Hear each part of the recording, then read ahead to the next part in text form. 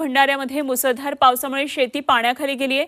कुंडा कोसरा भागामध्ये भात पिकांचं मोठं नुकसान झाले। गेल्या 8 दिवसांपासून भात पिकं पाण्यामध्ये गेल्यानं शेतकऱ्यांचं आर्थिक नुकसान झालेलं आहे। कुंडा कोसरा भागामध्ये पिकांचं मोठं नुकसान झालेलं आहे। तर 8 दिवसातून हे भात पीक खरं तर पाण्यामध्ये गेलेलं आहे। मोठा पाऊस या भागामध्ये झालाय। भंडाऱ्यामध्ये मुसळधार पावसामुळे अशा प्रकारे भात शेती पाण्याखाली गेलेली आहे। थेट शेतकऱ्यांच्या बांधावरून याचा आढावा घेतला आमचे प्रतिनिधी प्रवीण तांडेकर यांनी।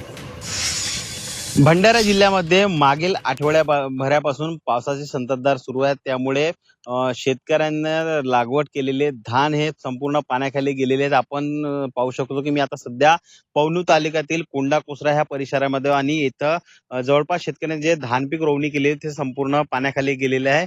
एकंदरीतच शेतीला हे तलावाचं स्वरूप आलेले आहे आणि मोठ्या कष्टाने शेतकऱ्यांनी धान पीक रोवणी केलेली होती, मात्र संपूर्ण हा धान पीक सडलेला आहे।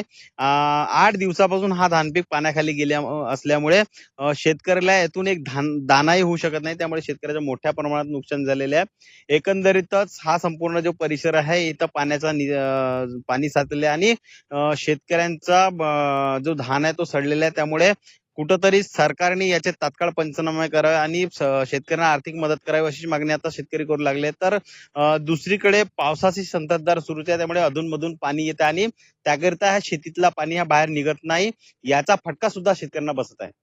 प्रवीण तांडेकर, G24 तास, भंडारा।